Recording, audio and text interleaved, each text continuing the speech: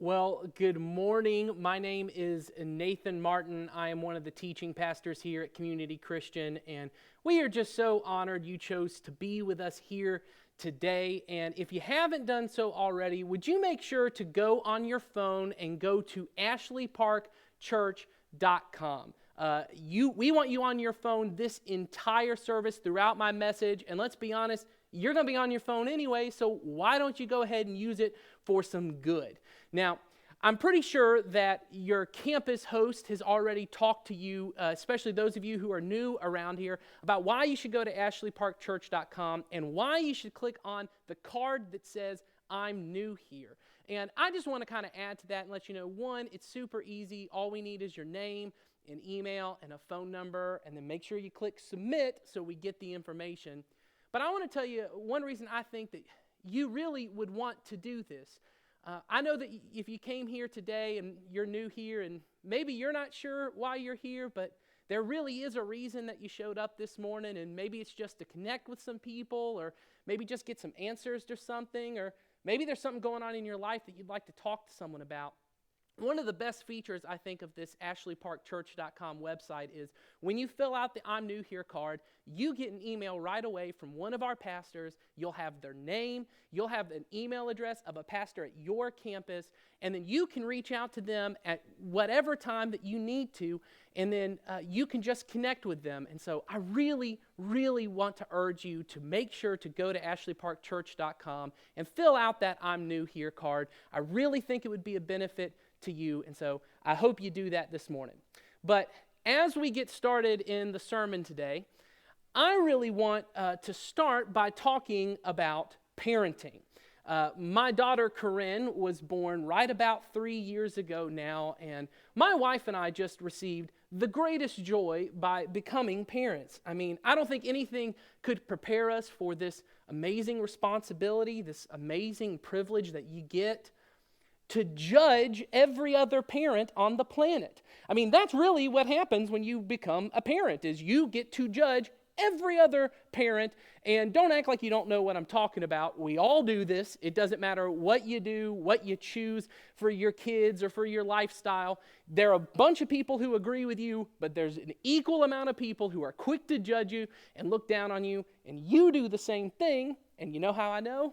Because whenever you go to a dinner party or a birthday party, or you're just hanging out with some friends and their kids, when you and your spouse or your significant other get in the car, the first thing you do as soon as those doors close is you look at each other and say, what was wrong with those kids? Are they possessed or something? I mean, were the parents going to say anything to them? How could you raise your kids that way? I mean, I was thinking maybe I need to step in and spank these kids. I mean, they're not mine, but I'm just thinking somebody needs to do something about this. And then you look back at your own kids and you say, I'm just so thankful you guys don't act like that. And what you really mean is, I'm so thankful we are such fantastic parents. We all do this. I mean, there is something about judging that is just fun. Let's be honest. We get to feel superior. We get to determine who is right and who is wrong. We get to feel a little better about the chaos and insecurity of our own lives when I stare into the mess of someone else's life. And you don't even have to be a parent to do this. We all do this. In fact, you don't even have to leave the comfort of your own home to do this. Social media has made it so convenient that you can just sit and scroll and judge how somebody else raises their kids, or how they spend their money, or the things they wear, or their political opinions, or the food they eat, right from the comfort of your own couch. It's just so simple now. We even have an entire entertainment industry that is built around judgment and feeling superior. It's called reality TV. And I'm not judging you because I watch a ton of reality TV myself, but let's be honest about this. You don't watch Real Housewives of wherever, or Love and Hip Hop, or Hoarders, or Teen Mom because it feeds something in your soul. It just makes me a better person. No, you watch it because it's fun to feel better than all these messed up people. I mean, you get to feel at some point like, man, my life may be messed up, but it's not my strange addiction messed up. This is what politics has become in our country. I mean, it's sports now. It's not about trying to who has the best idea. It's about belittling and talking down to people who have different ideas. And we don't even call each other Republicans and Democrats anymore. We call each other idiots and bigots. I think it's why we're obsessed with scandals in our news and in our news feeds. There's something in us that loves to see people when they fail, and not because it makes anyone better, but because we get to feel better than.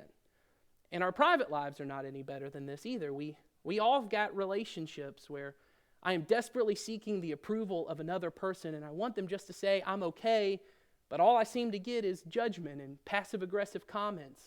And it hurts, but then I judge everyone else in my life. Our world has just become this wasteland of condemnation and judgment. And the problem isn't just out there, it's right here. It's in me.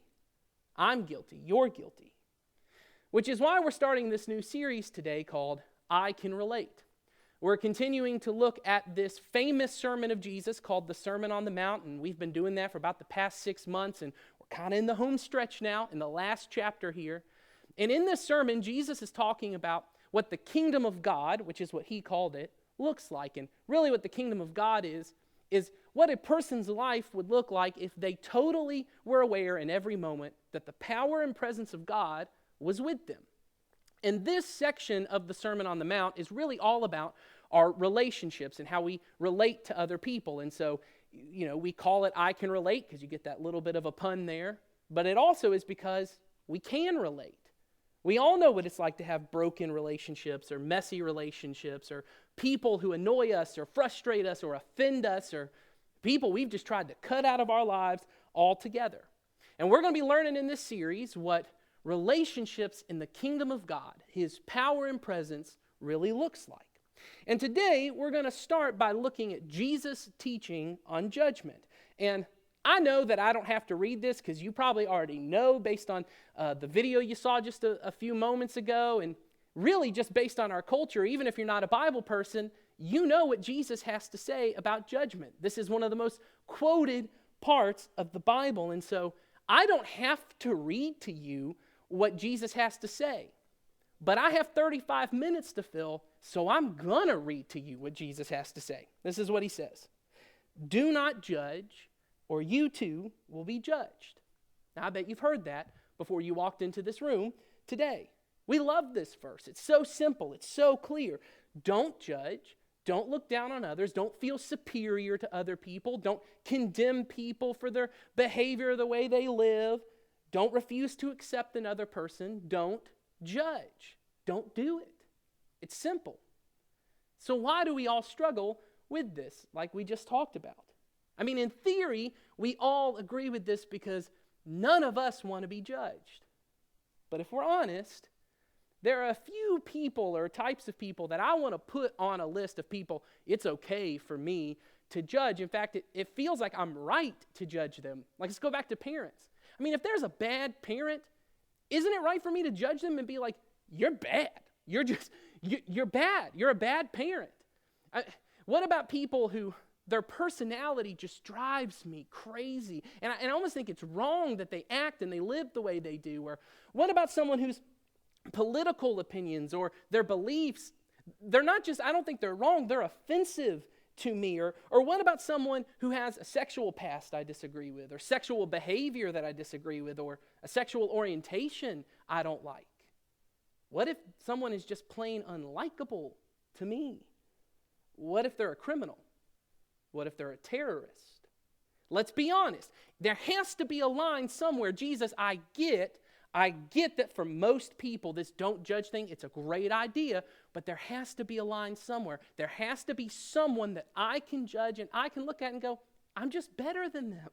I've just got this more figured out. In fact, it feels a little irresponsible to say I have to accept everyone.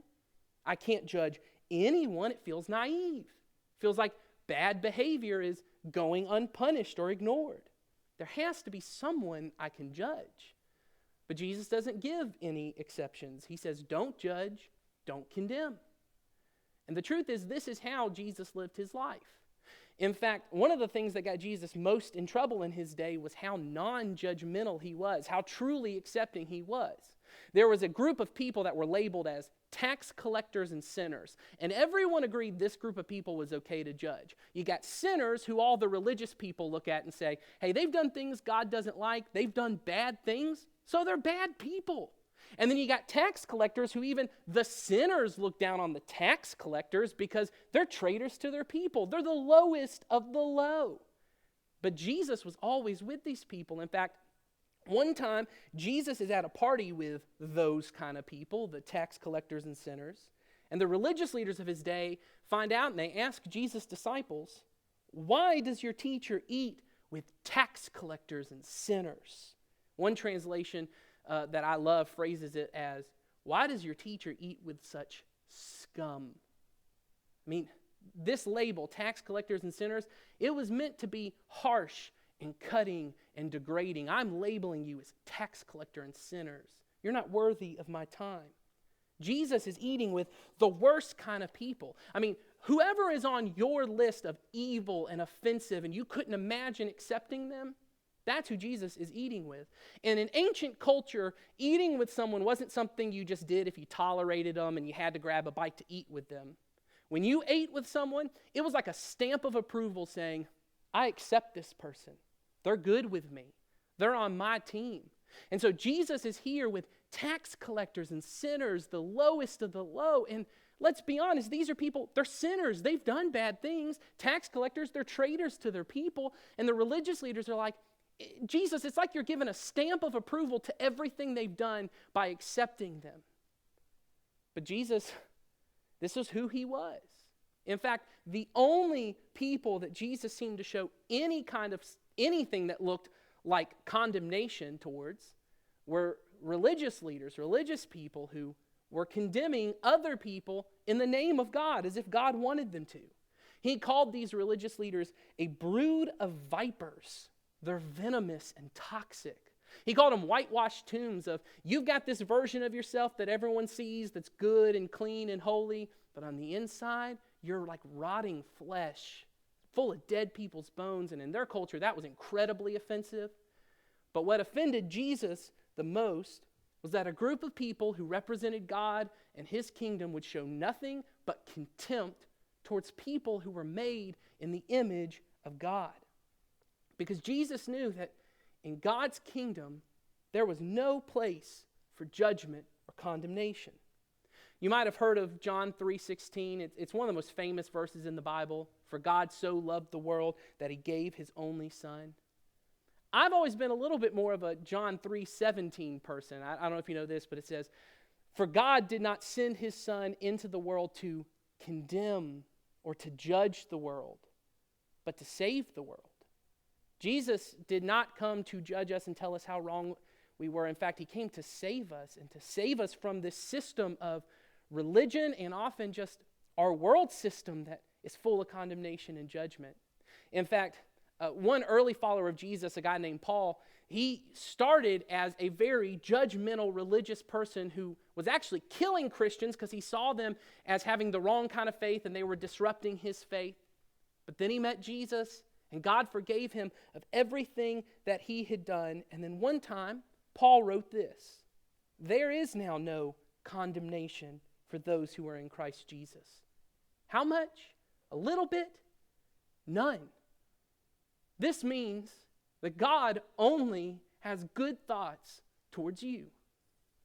Maybe that's all you needed to hear today. That's so powerful. The God of this universe only has good thoughts about you. He is not mad at you. He is not against you. He sees all your mess and all your sin and all your brokenness, and still, he only has good thoughts towards you. Our world may be a place of judgment and condemnation, and often our faith may be a place where people are full of judgment and condemnation. But Jesus came to bring a new kingdom, a new way of life where there is no room for condemnation, none at all. Full acceptance, zero condemnation. Judgment is just not compatible with being a follower of Jesus. And now I know you may be thinking, hold up, I get what you're trying to say, Mr. Preacher Man, and I know you got the microphone and you've said a lot of good stuff, but I've met me some Christians, and when they saw me and the way I dressed, or they saw my tattoos, or they heard the way I talked, or they heard some things about me, or they saw the people I was with, or they heard some rumors about my past, or they heard about how I voted, they had nothing but judgment for me. They made me feel like I was less than worthy to be respected. And if that's true for you today, the only thing I want to say is, I believe you, and I'm sorry. I believe you, and I'm sorry.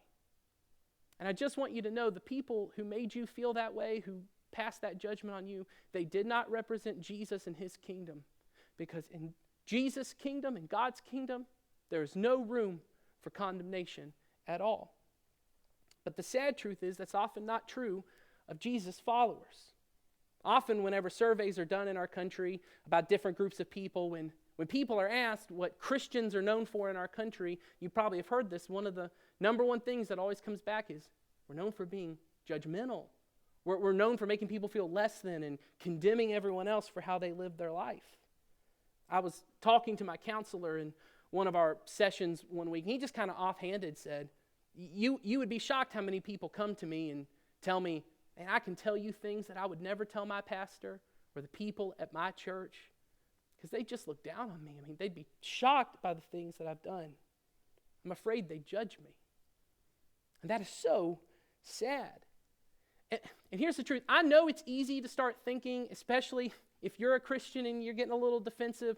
Hey, you know, the problem with the world right now is not people are too judgmental. It's that people don't want to hear hard moral truth. Nobody can be told they're wrong about anything. Everyone's so easily offended, and no one wants to be told they need to change. And maybe you're right. Maybe. But let me ask you this. Who told the truth more than Jesus? Who was more honest than Jesus? Certainly, who was more holy and perfect than Jesus and had the right to judge people more than Jesus? You? See, broken people, sinful people, messy people, they ran to Jesus. They flocked to Jesus. They knew that he was perfect and that he was objectively better than them. They knew he saw their sin and their mess, but they loved to be around him because they said, no one treated me the way he did. No one treated me with the kind of acceptance and love that he did. He had full acceptance. This must be true of us.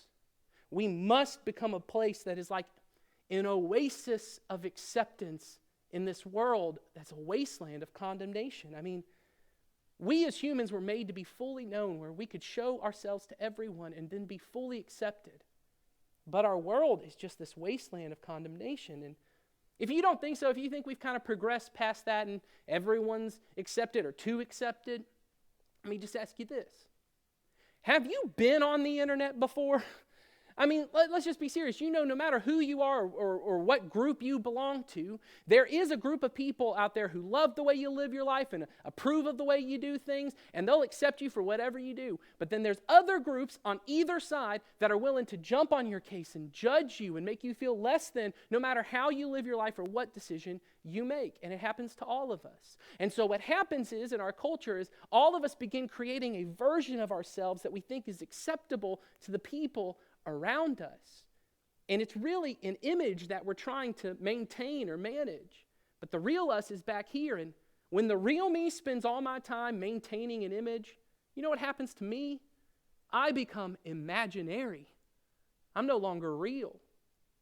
Yeah, this version of myself out here that I've created, that's accepted. But the real me, if they knew what I really thought, who I really was, there'd be nothing but judgment.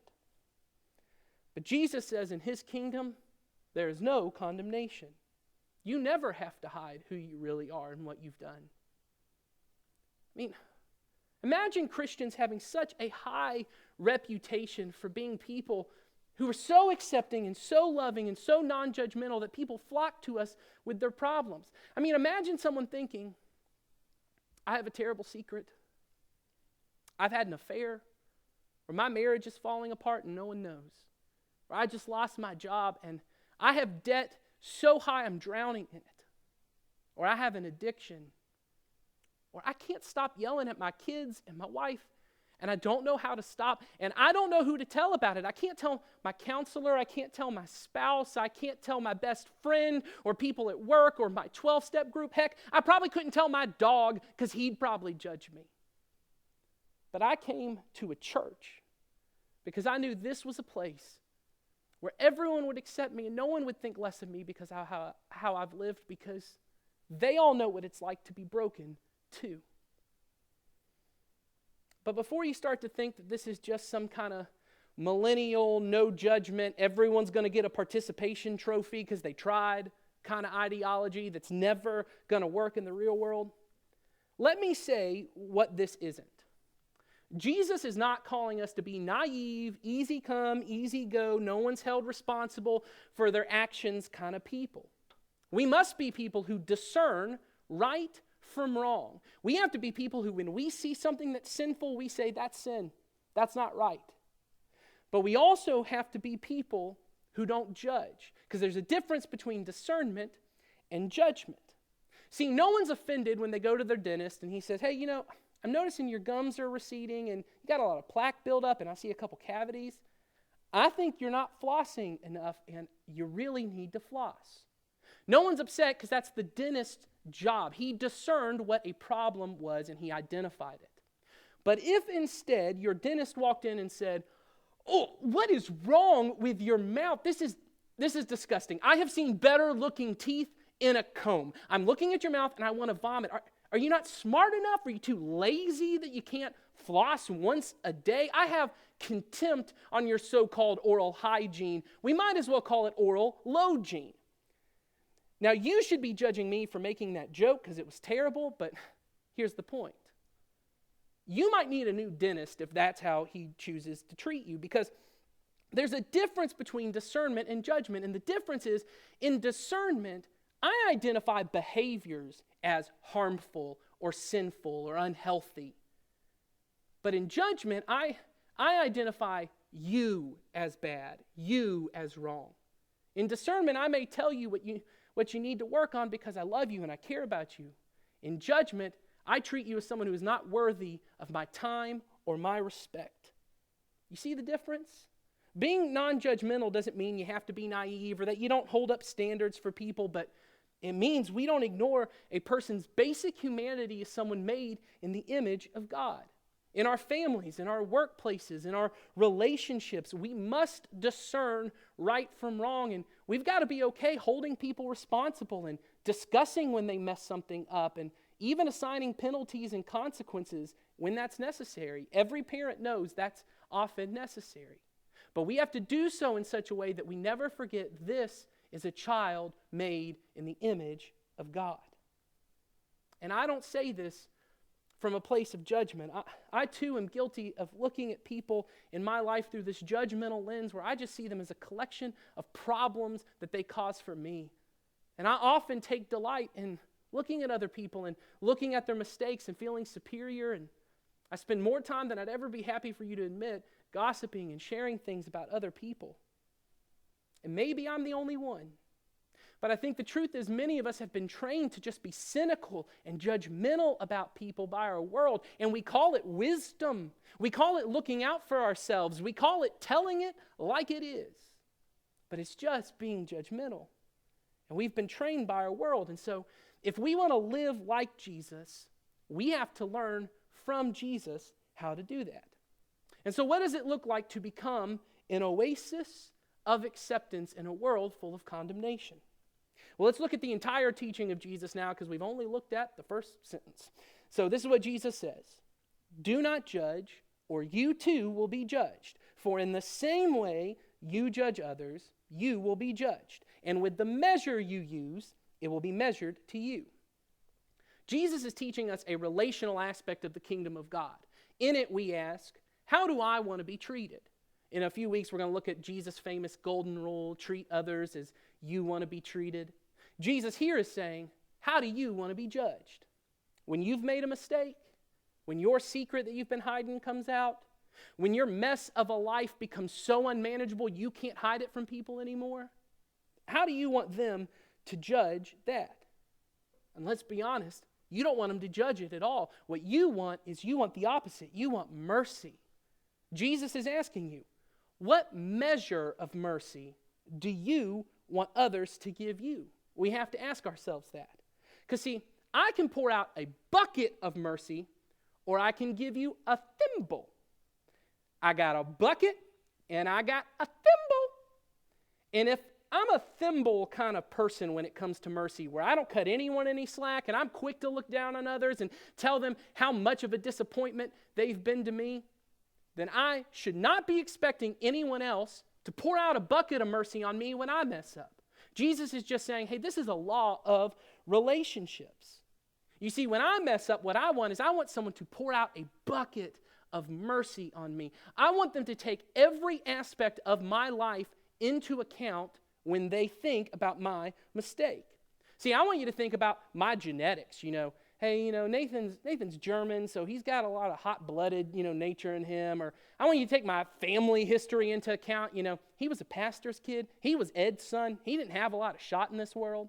Or I want you to think everything about my personality and my Myers-Briggs type. He's an ENTP, and whatever that means, you just got to deal with that. And I want you to take into account that my dog died when I was 8 and that some girl dumped me when I was 13. And I want you to think about my weaknesses and my insecurities and every part of my personality. I want you to take that all into account when I mess something up.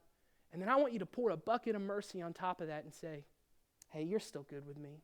Yeah, that hurt and that was wrong, but I forgive you. You're still good with me. I want that, but I don't want to give it out. Because this worldview requires me to choose to identify with the person whose behavior I found so distasteful or so offensive. And that's really hard because what it forces me to do is I have to push past my own personal hurt or the disappointment they've caused me, or I have to push past my personal opinions and ideas, and I have to push past their behavior that is just so wrong to me, or their failures, and I have to see them as a person. Not only that, I have to see myself in them. I have to say, I don't really think the way they do. I don't have their personality, but if I did, or, I didn't grow up like they did, but, if I had what happened to them happen to me, I might think the same way. I might do the same thing. And let's be honest, that is just not as much fun.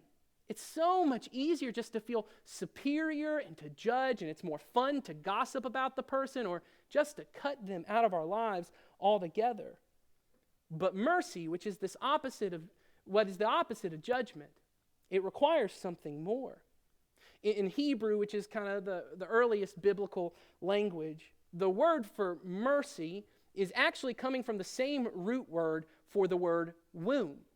And really what that means is that it carries this word picture. Mercy, when people would have originally heard it, carried this word picture of womb-like love. It's the kind of love that a pregnant mother would have for their child, where they just identify. It's almost like we're one and the same, and what happens to me happens to you, and vice versa. Mercy requires me to see you as an extension of me, that we're one and the same. And Jesus calls us to be merciful people. At the beginning of this famous sermon, Jesus said, blessed or happy are the merciful. These are the kind of people he wants us to be people who have this same kind of womb-like, tender and forgiving and compassionate love that forces us to see ourselves in the person who has offended us, even to the point of someone who has wounded us, our enemies. And I get that might have turned you off to this whole thing because you're thinking, that just sounds super naive and it's too soft. It's just not practical. But here's the truth. For followers of Jesus, we don't do this because it makes sense. We do it because it's what's been done for us. We do it because when we were only worthy of God's judgment, we were unacceptable to Him, He put His stamp of approval on us. He poured out buckets of mercy, this womb-like tender love on us when He died for us. Which is why if we want to be merciful like God is, we need the power of God to do this. That's why we have to constantly be praying in our lives, God, would you remind me of your great mercy for me so I can show that same mercy to others? You see, God had every right to judge me as unworthy of his acceptance and his love, but instead, he died a painful death so he could pour out buckets of mercy, womb-like tender love on me. He died so I could enter into this infinite love of God that we sang about earlier in our service. And I have been called to do the same for other people in my life, but I won't be able to do it just by muscling up and trying harder to make it happen. Because you and I both know, if I allowed you to explain to somebody why you can't accept this person, what they did, why you can't put a stamp of approval on them, everyone would probably understand. They'd be like, yeah, you don't need that negativity in your life. You don't need that person in your life. But the same was true of us. And so I will not be able to consistently muscle up and show mercy to this person. I'm going to need to be so overwhelmed with the great mercy and acceptance God has shown towards me that I can't help but pour out mercy and acceptance on other people. So here's my question for you. What does it mean for you to be an oasis of acceptance this week? Maybe it means there are people in your life who they just need to hear an encouraging word from you. There are people in your life who haven't seen you smile when they walk through the door, and they need it more than they could ever express to you. This means that there are people in your life you need to have a conversation with. You need to take out to lunch. You need to have a phone call this week with. Maybe it's your adult child, and you know that you don't agree with the way they're living their life, and they know it. But really what they need to hear from you is a phone call or a lunch where you sit down and say, hey, I know we don't always see eye to eye, but you have my stamp of approval because you're my child. I love you. I'm proud of you. I care about you. Or maybe it's a difficult coworker and you're always butting heads with them, and maybe you just need to take a moment to see them as a person and have a conversation where you say, hey, how's your week going? How's everything going at home? Show them that you care. Maybe it's someone who's failed you. They've disappointed you, and they know it, and you know it, and you're reminding them of it, and it's all you can think about when you see them. And you need to say to them, hey, I don't hold that against you anymore. You don't owe me for that anymore. Maybe for you, being an oasis of acceptance means you don't engage with the judgment of other people. And what I mean is, the reason that gossip is fun, one is because it always involves judgment, but also because when I'm the one who's got some gossip to share, I got some juicy news to share about somebody, everyone else is paying attention to me. They lean in, they ask questions, they want to hear as much as they can, and that's fun. And so what if you were so non-interested in judging other people? What if you were just not engaged with it? And so when someone started gossiping to you, you just didn't engage. You didn't ask follow-up questions. You were just kind of like, okay. And to the point that gossip stopped being fun around you, and so other people stopped gossiping when they were in your presence. See, this is the power of the kingdom of God. It's not just that you accept everyone else around you, but in your presence, you're an oasis of acceptance, and so judgment and gossip is not fun around you, and so people just don't do it. How amazing would that be? Let's do that this week. Let's be people of high acceptance and zero condemnation. Choose a person this week and practice with them. I mean, who's the person you can't help but seem to think lowly of, and you've always got something negative to say. You've always got some gossip to share about. Who's the person that just needs more than they could ever admit to feel approved and accepted by you? Who needs to see a smile on your face when they walk through the door? Who needs to have a conversation with you and feel like you care? What's the place you could be an oasis of acceptance where no one feels judged? I want to pray that God will give us His Spirit to do this, because we need His power and presence to ever make this happen. And I'd like to pray for us now, but would you stand right where you are right now? And I'd like to close us in prayer and ask God to help us to be people of high acceptance and zero condemnation. Heavenly Father, we thank you for Jesus. We thank you for the fact that when we did not deserve your mercy, when all we were worthy of was your judgment and condemnation, you poured out buckets of mercy on us. God, help us to be people who do the exact same thing, who in every environment we are an oasis of acceptance, and everyone knows You're good with me no matter what you've done. You are approved around me. Give us your power and presence to do that for the people in our lives. We thank you for Jesus who made all this possible. It's in his name we pray. Amen. Well, thank you guys for being here. We will see you next week for the second week of I Can Relate.